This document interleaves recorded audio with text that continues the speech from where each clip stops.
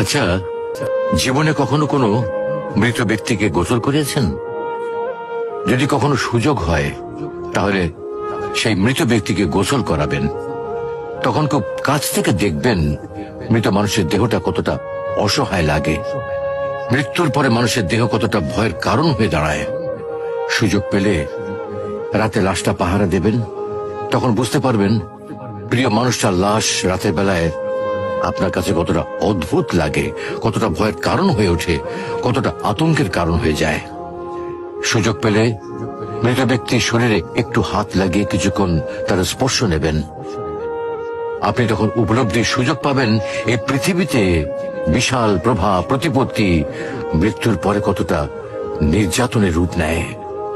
সুযোগ পেলে আপনজনদের লাশ কবরে নামাবেন খুব আগ্রহ নিয়ে। শেষবারের মতো মৃতদেহের মুখটি একবার দেখার চেষ্টা করবেন এবং বারবার উপলব্ধি করার চেষ্টা করবেন এই মৃতদের সাথে অনন্তকালের যাত্রার পথে এটাই আপনার জীবনের শেষ দেখা। সুযোগ পেলে মাঝে মধ্যে কবরস্থানে গিয়ে নীরবে কিছুক্ষণ দাঁড়াবেন। এরপর মনে মনে চিন্তা করবেন জীবনের লাভ ক্ষতির হিসাব। এই মৃত মানুষগুলো এই পৃথিবীতে কি করে গেছেন, কাদের রেখে গেছেন।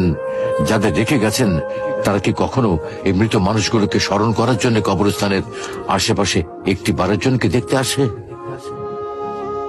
আমাদের জীবনটা বড় অদ্ভুত, বৈচিত্র্যময়। আমরা এর জন্য ওর জন্য, ধন সম্পদের জন্য, ঐশ্বর্যের জন্য, বাড়ি গাড়ি টাকা পয়সার জন্য কত মায়া দেখাই, আগ্রহ দেখাই, আরো চাই আরো চাই আমাদের। অথচ এই জীবনে আমরা মৃত্যুর কথা না ভেবে, পরকালের জবাবদিহির কথা না ভেবে কিভাবে আরো সম্পদ অর্জন করতে পারি সেই চিন্তায় বিভোর থাকি। হায় রে জীবন, এখনো সময় আছে, ফিরে আসুন মহান রবের দিকে।